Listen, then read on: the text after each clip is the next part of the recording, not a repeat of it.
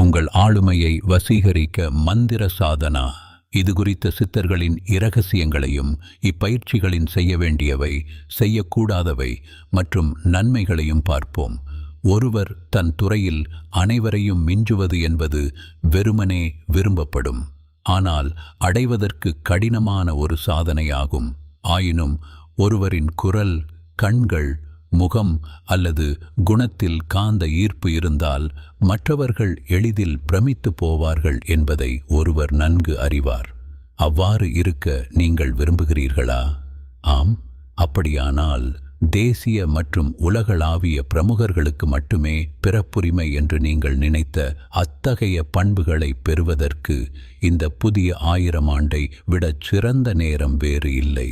ஒருவர் அரிதாகவே அவற்றுடன் பிறக்கிறார் என்பதை உணருங்கள்.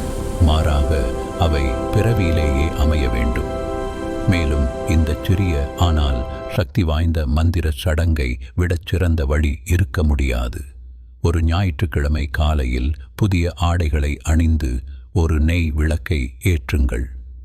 ஒரு மஞ்சள் பாயில் அமர்ந்து ஆகர்ஷன் மாலையுடன் சுடரை இமைக்காமல் பார்த்தபடி 1/4 மணி நேரம் தொடர்ந்து இவ்வாறு உச்சரிக்கவும்: ஓம் ஹ்ரீம் ஹ்ரீம் ஓம், ஓம் ஹ்ரீம் ஹ்ரீம் ஓம். வழக்கமாக இதை 15 நாட்களுக்குச் செய்து அதன் விளைவுகளை நீங்களே பாருங்கள்.